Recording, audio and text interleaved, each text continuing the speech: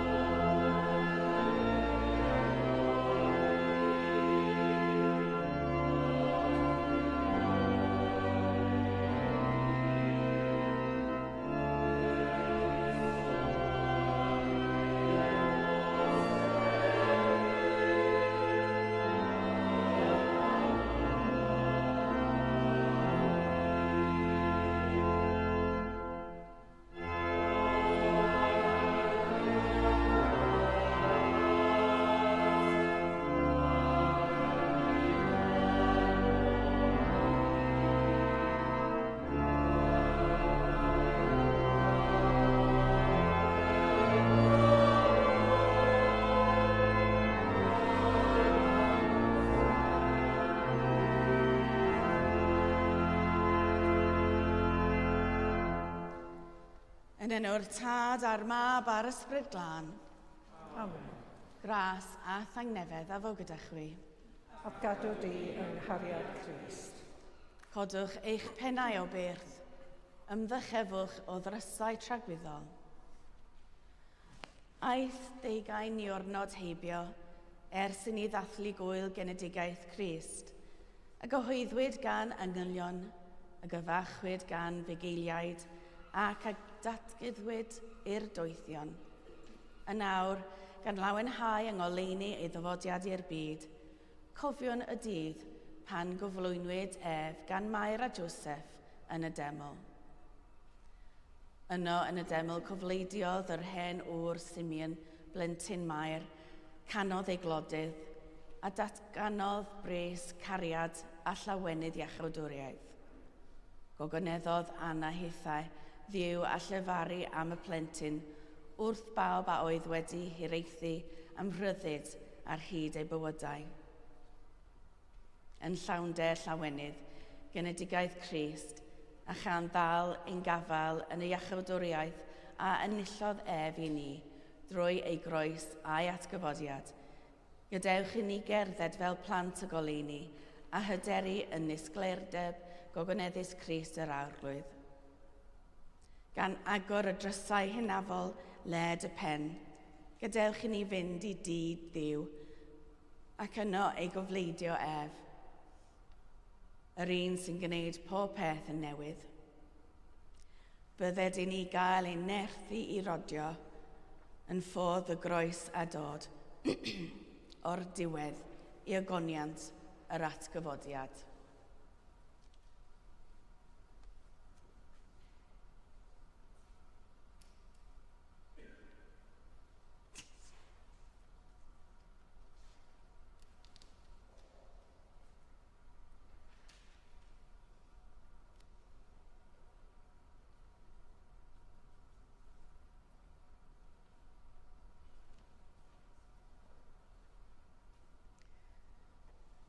Bendithia o Dduw, y canhwyllau hyn, y rhai sydd i oleu o'r deml gysegredig hon ithogoniant, a rhai a neilltir i'w cynnau beunydd gan weddiau pererinion, fel y cyrheiddo golau gwan ei gobeithion yn hiraeth y deml dragwyddol honno, lle rwy ti'n byw ac yn ternasu, ac fel y cwmp ar ein llwybrau ninnau, belydrau o oleuni tragwyddol dy ysblander i lawenhau ein calonnau ac i ddifan hofnau trwy Iesu Grist sydd oleuni'r byd. Amen. Amen. Diolch.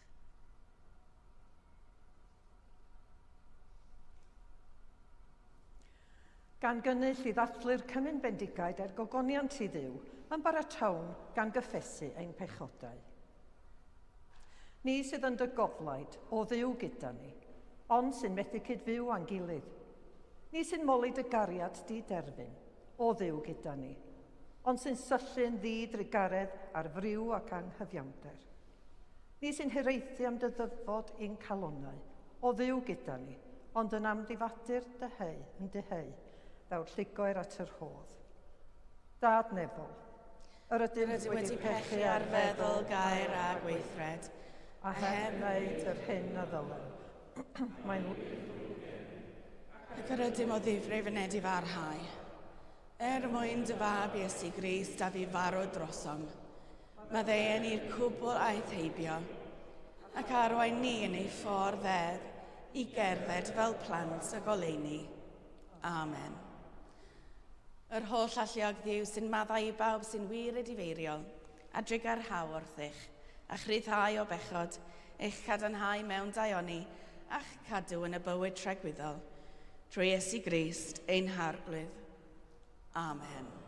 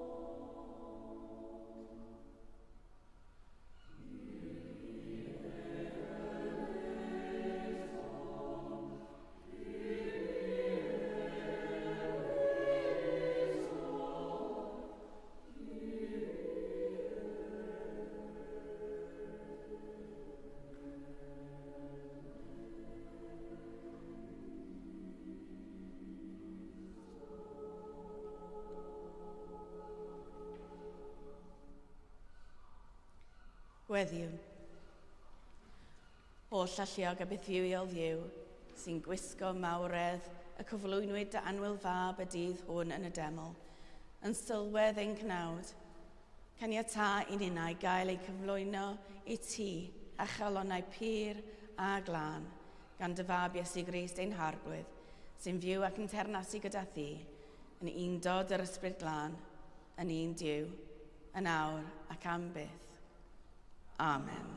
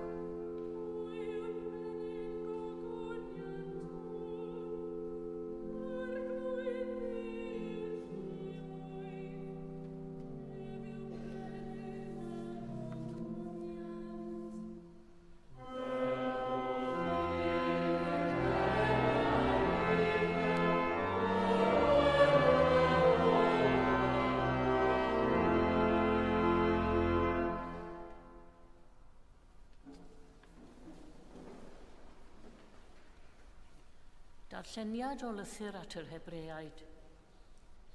Garedigion, gan fod y plant yn cyd-gyfranogi o'r un cig a gwaed, y mae yntau yn yr un modd wedi cyfranogi ar cig a gwaed hwnnw. Mwyn iddo trwy farwolaeth, ddymur hwn sydd â grym dros farwolaeth, sef y diafol, a rhyddhau rheini oll oedd trwy ofn marwolaeth wedi ei dal mewn caethiwed ar hyd ei hoes. Yn sicr, gafael y mae yn ysgynyddion Abraham ac nid mewn angylion. Am hynny, yr oedd yn rhaid iddo ym mhob peth gael ei wneud yn debyg i'w berthnasau, mwyn iddo fod yn archoffeiriad tosturiol a ffyddlon, ger bron Duw, i fod yn aberth cymod dros bechodau'r bobl, oherwydd am iddo ef ei hun ddioddef a chael ei demtio, y mae'n gallu cynorthwyo rhai sydd yn cael ei temtio. Clywch air bywyd un byd.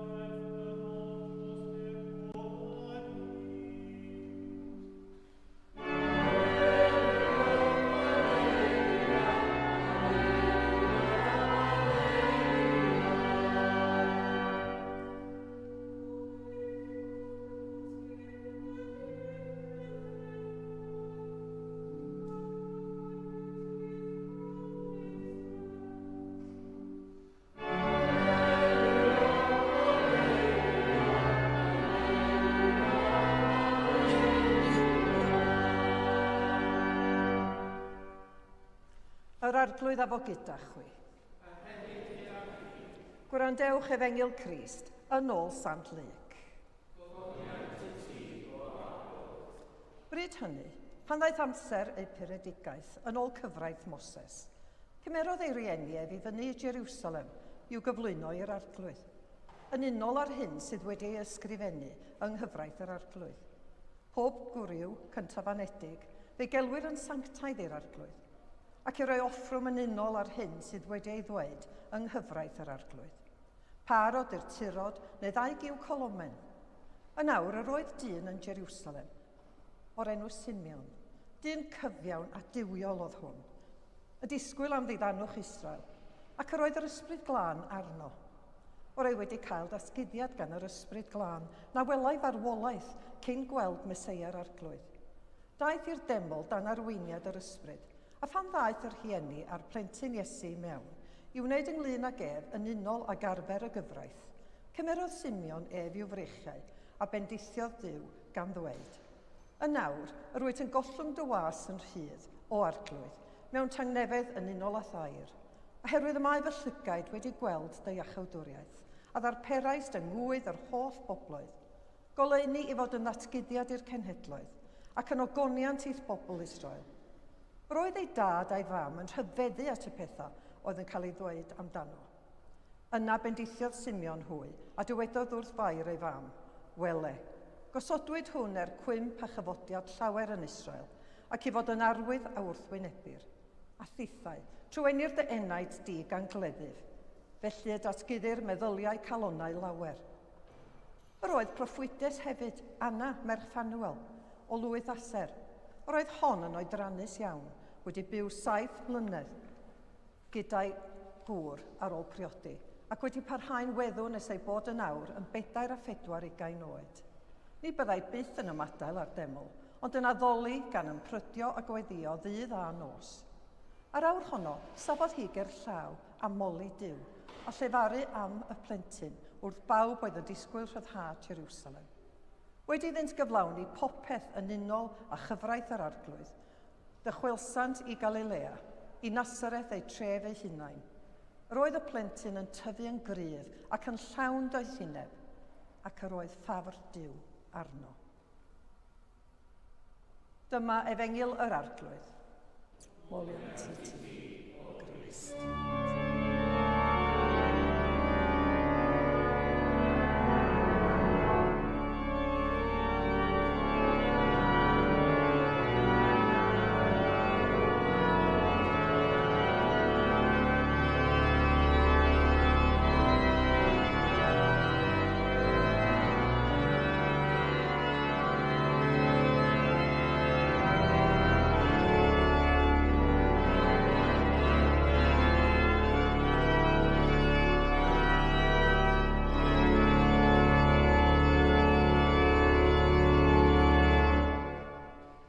Yn enw'r Tad a'r Mab a'r Ysbryd Glân. Amen.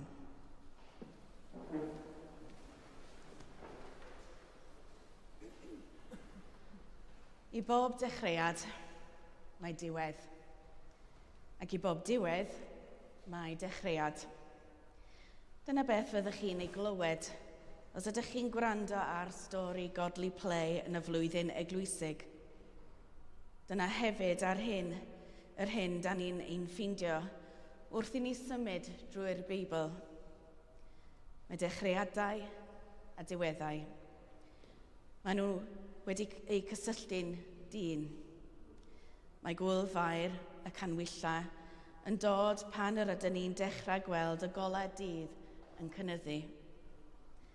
Ac rydym hanner ffordd rhwng y diwrnod buraf yn ystod y gaeaf a hyd nos y Gwanwyn, pan mae dydd a nos yn gyfartal. Daethlwn Iesu yn dod i'r byd ym mis Rhagfyr, pan dechreuodd golau dydd gynyddu. Ac yn awr, fe datguddir i'r byd fel goleuni i'r holl genhedloedd, pan y mae tywyllwch y gaeaf yn lleihau ac addewid y Gwanwyn ar y gorwel. Bydd tymor y gaeaf yn dod i ben yn fuan, a bydd y Gwanwyn yn dechrau. Mae heddiw yn nodi diwedd tymor y Nadolig, sy'n nodi dechrau'r amser cyffredin i'w ddilyn yn fuan gan y grawys. Symudwn o lawenydd yr enedigaeth y Nadolig i dristwch y daith i ddydd Gwener y Groglith. Cymaint yn ein ffydd a gifosodur, dechreuadau a therfyniadau, tristwch a llawenydd, bywyd a marwolaeth. Maen nhw'n mynd llaw yn llaw, fel ddwy ochr dan arian, ni allwch gael un heb y llall. Yma yn Efengyl Lyc, mae'n debyg ein bod ni'n dod o hyd i'r mwyaf cynhwysol o'r Efengylau. Mae Lyc yn mynd i drafferth fawr i ddangos bod bendith Duw i bawb. Ac felly yma'r yn y deml, mae gynnon ni hen ac ifanc, yn wryw ac yn fenyw, ac mae gynnon ni gwpl mor dlawd. Dim ond yr ail bennod o'r Efengyl rydyn ni wedi cyrraedd, ac yn barod, rydyn ni'n gweld llun yn ffurfio o newyddion da i bawb. Yna, mae Simeon yn datgelu'r cyfosodiad a allai bron diffinio ein bywyd fel Cristnogion. Llawenydd o ddatguddiad Crist a'r gofid sydd i ddod, a'r cleddyf a dwana enaid Mair. Mae'r dechrau hwn a'r fywyd newydd a babi dim ond yn ddeugain diwrnod oed, yn cyhoeddi diwydd glo a fydd yn newid y byd. Mae'n ymddangos mor greulon ac amhriodol sôn am boen a dioddefaint ar adeg pan oedd Mair a Joseph yn dod â'i babi newydd i'r deml ar gyfer y ddefod llawen o gyflwyno. Ond dyna fywyd, fe wyddom hynny. Mae adegau o boen yn ogystal â adegau o lawenydd. Mae dyfnder y naill yn amlygu uchder y llall. Mae gwadu poen bywyd yn lleihau realiti llawenydd. Yng ngwasanaethau Gwyl Ffair y Canhwyllau, caif Canhwyllau ei goleuo a'i bendithio i ddynodi goleuni Crist sydd wedi ei ddatguddio i'r byd gan adleisio geiriau Simeon. Ond bob dydd mae gynnon ni canhwyllau wedi ei goleuo yn y cadeilan am yr un rheswm. Mae canhwyllau yn symbolaeth bwerus. Mae ei goleuo yn dod â chysur a choffadwriaeth. Mae nhw'n ein hatgoffa bod yna dywyllwch, mae yna'r gola na chaiff byth ei ochfygu. Yn yr eglwys Lutheraidd, mae nhw'n aml yn canu can Simeon yn Unctimitis, yn syth ar ôl y cymyn. Yn awr yr wyt yn gollwng dy was yn rhydd o arglwydd, mewn tangnefedd, yn unol a thair, oherwydd y mae fy llygaid wedi gweld i echawdwriaeth. Nid ein llygaid ni yn unig sy'n gweld y gogoniant fel y gnaeth Simeon, ond ein dwylo ni wrth i ni dderbyn y bara a'r gwyn, ac yna ein cyrff cyfan wrth i ni fwyta ac yfed. Unwaith y byddwn wedi profi ein bod yn cael ein trawsnewid yn hanfon allan i'r byd, fel llusernau sy'n cludo'r golau i'r byd i oleo'r ffordd i eraill. Yn union fel y dywedwn ar diwedd ein gwasanaeth, ewch mewn tangnefedd i garu gwasanaethu'r arglwydd. Nid dim ond geiriau neis i ddod â'n gwasanaeth i ben, ond gorchymyn hefyd. Mae'r neges hon o obaith yn neges i bawb. Pan fydd tywyllwch, y bydd goleuni. Pan fydd diwedd, bydd dechrau. Pan fydd bywyd yn troi i farwolaeth, bydd bywyd eto. Yn anffodus fodd bynnag, nid yw llawer yn clywed nac yn profi'r gobaith hwnnw. Mae ein banc bywyd yn parhau i fod yn brysur. Mae unigrwydd wedi ddatgan yn bryder iechyd cyhoeddus sy'n cynyddu siawns person o farw o lu o afiechydon. Mae miliynau o bobl ledled y byd wedi ei dadleoli yn ddigartref ac o dan bygythiad. Mae tlodi yn dal i ddifetha bywydau gormod o bobl.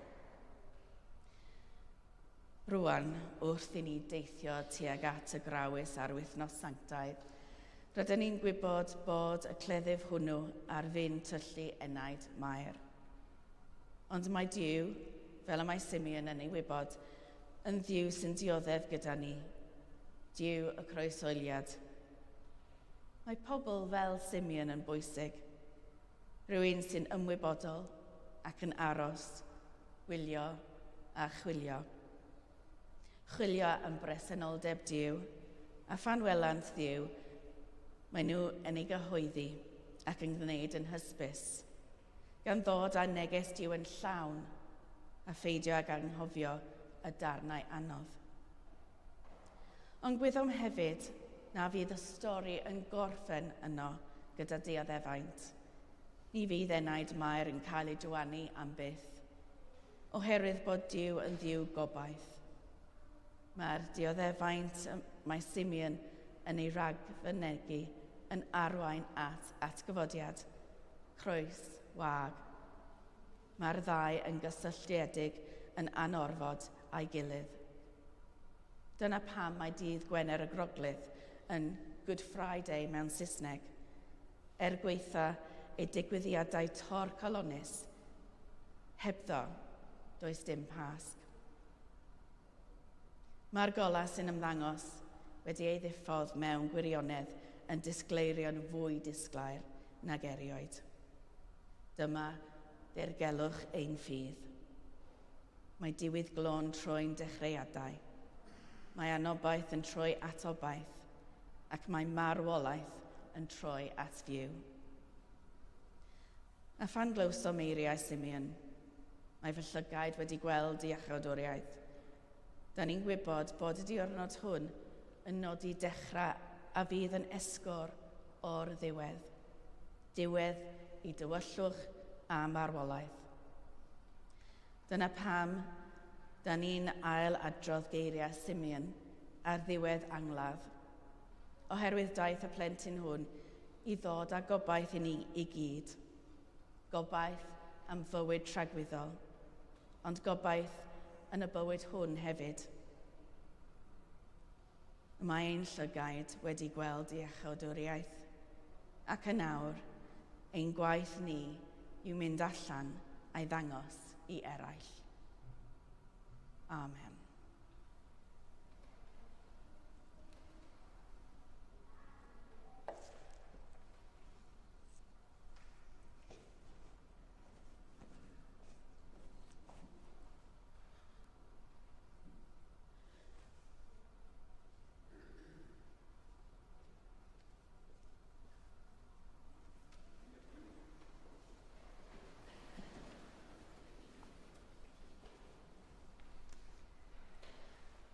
Ar y cyd, gadewch i ni gadarnhau ein ffydd.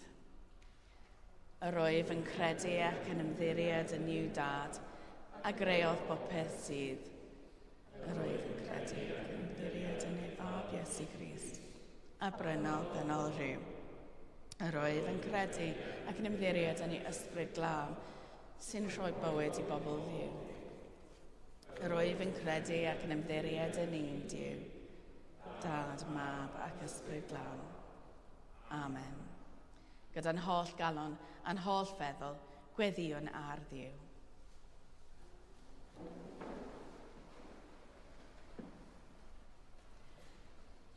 Gan ymddiried yn y goleuni dwyfol, a ddatguddwyd i'r ddynoliaeth gadewch i ni weddio ar yr arglwydd. Arglwydd yn dy drigaredd, gwrando ein gweddi. Diolchwn am y wybodaeth o'n hachubiaeth, a welir a llygaid ffydd nid â golwg. Goleua'r eglwys i fod yn deml i ogoniant Crist ac yn dyst i'r byd. Arglwydd yn dy drigaredd, gwrando ein gweddi. Bydded i'r goleuni dwyfol dywynu ar bob cenedl, drwy Grist ac ymerodd ein natur ni arno'i hun yn llwyr. Gwared y bobl rhag bob drwg, a fi ofynnwn a gofiwn am Ukraine, Syria a'r dwyrain pell. A fi gofiwn am beth sydd wedi digwydd yn America yr wythnos dwytha yma. Gyda'r teuluoedd yn cyfeillion gna ni'n oleuni i oleuno bywydau eraill, tyrd a thân iachusol dy gariad i lanhau popeth sydd o'i le yn ein cymuned, fel bod pawb yn adnabod ei gwir waredwr. Arglwydd yn dy drigarodd, gwrando ein gweddi. Bendithia ac amddiffyn ydy amddiffyn yn y ddynol ryw sy'n gyffredin i ni i gyd, y babanod y rhieni sydd heb fawr o bethau'r byd hwn ganddynt. Yr oedriannus a'r mysgwell bydd yn amddiffynfa gadarn iddynt pa fyddai mewn angen a chadw hwyr rhag drwg. A fi gofiwn heddiw yma am Nick Thomas, John P. Jones, Simon Michael, Charlie, Ahmed, Rahul, Martin,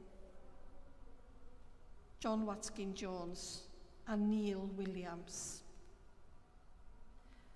Arglwydd yn dy drigaredd, gwrando ein gweddi. Gweddiwn dros yr haia ymadawodd mewn heddwch ac a ddaeth i oleuni gogneddus tragwyddoldeb. Fe gofiwn heddiw am Peter Marshall, James Lee, Bernadette McMonee, Barry, Judy Walton a Beryl Jones. Derbyn hwy i'r waredigaeth a baratoed iddynt o'r dechreuaeth. Gorffwys tragwyddol dyro iddynt o arglwydd a llywerched goleuni gwastadol arnynt. Gorffwysed hwy mewn tangnefedd a chyfodi mewn gogoniant. A fi gofiwn am yr haif ei Gwyl goffa, Susan Sturs, Sheila Dorothy Ward, Frederick Jones o Feiriad a Sioned Ann Jones. Terfynwn ein gweddiau yn hangnefedd Duw sydd wedi rhoi ei fab i ni i fod yn waredwr y byd. Dad Tregarog, derbyn y gweddiau hyn mwyn dy fab, ein gwaredwr Iesu Grist. Amen.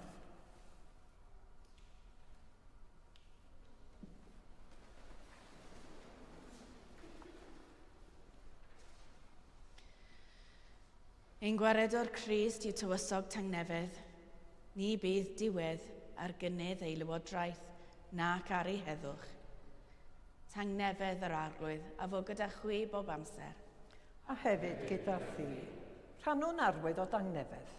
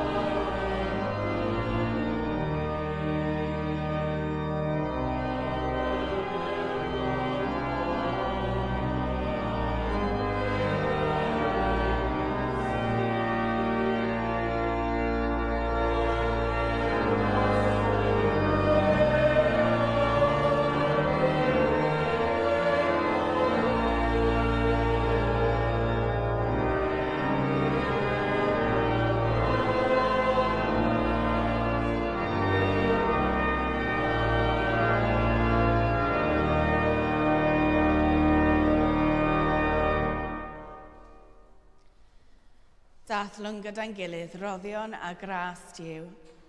Cymerwn y bara hwn, cymerwn y gwyn hwn, i'w ddilyn y siampl Crist, ac i'w efyddhau i o'ch amen. Yr arglwydd a fod gyda chwi. Dychefwch eich calonnau. Diolchwch i'r arglwydd ein Duw.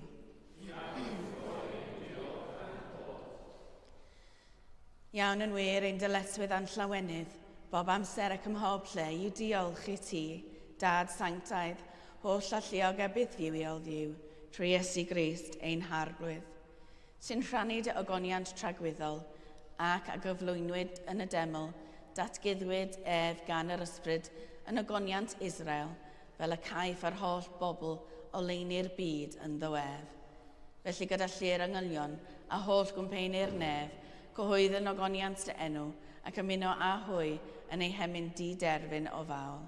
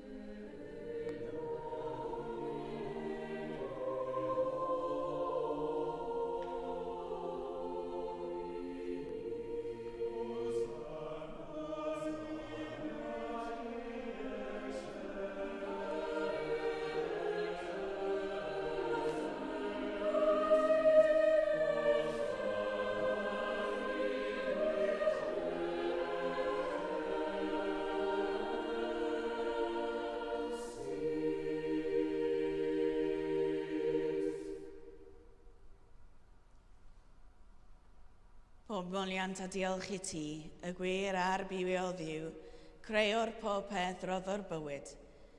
Lluniais ni a dy ddalw dy hun, ond yr ydym ni wedi difwyno ddel ohono a syrthion bryn o thogoniant. Roddwn diolch I ti am anfon dy fab I rannu ein bywyd ni. Fe hildiais di farwolaeth fel y cael byd ei achub a'i atgyfodi oddi wrth y meirw fel y bywyd ni fyw yn ddiwedd a cyntau o'n omninau. Sancteiddia a ysbryd, y bara hwn a'r gwyn hwn, dyroddion I ni, fel y bont I ni yn gorff, a gwaed ein iachawdwr Iesu Grist. Y nos o brydychwyd ef cymerodd fara, ac wedi rhoi diolch, fe torodd a'i rhoi i'w ddisgyblion gan ddweud, cymerwch, yw tewch, hwn yw fy nghorff a roddau drosoch, gnewch hyn cof amdanaf.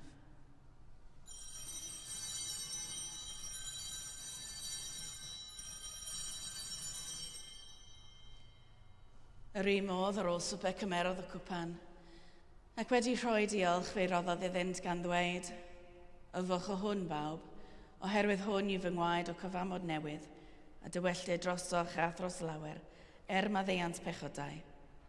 Gnewch hyn, bob tro yr yfwch ef, cof amdanaf.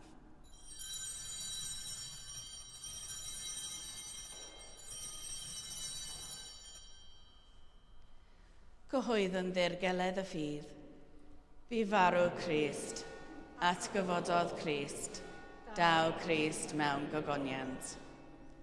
Fel y gorchmynodd efyn ni o dad, yr ydym yn cofio Iesu Grist y fab, gan gyhoeddi ei farwolaeth fuddugoliaethus a chan ymlawenhau ei atgyfodiad, a disgwyl iddo ddod mewn gogoniant, deuwn ar bara hwn a'r cwpan hwn i ti, derbyn ein habeth o ddiolch a moliant, adfer ac adfwyad y holl bobl, adnewyddan ni a phawb y gweddion trostint, a thras a thfendith nefol, a derbyn ni yn y diwedd gyda holl saint, e llawenydd di derbyn hwnnw, a addawyd i ni gan dy fab, ein harglwydd Iesu Grist.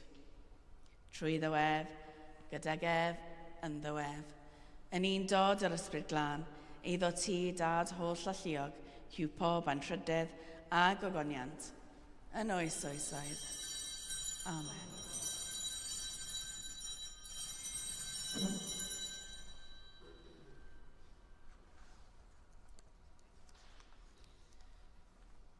Fel y dysgodd ein iechawd yn ei gweddion yn hyderus, ein tad, yr hwnnwyd yn y nefoedd, sancteiddiad y enw, deled y dernas, gwneled y wyllus, megis yn y nef, felly arydd ei ar hefyd.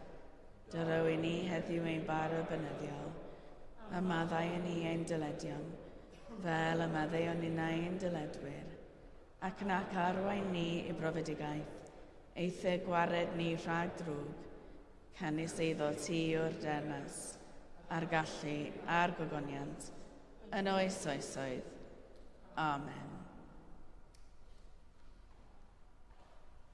Yr ydym yn torri'r bara hwn i rhannu yng nghorff Crist. Yn un ein llawer, un corff ydym, gan ein bod ni oll yn rhannu un bara.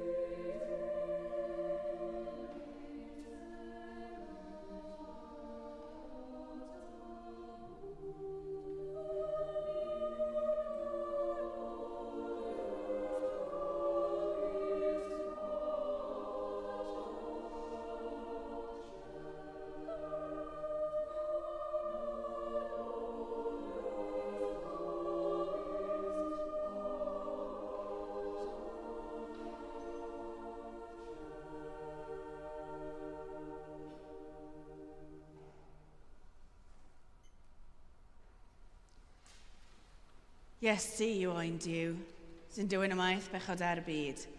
Gwyn ei byd a rhai a elwyd i'w swper.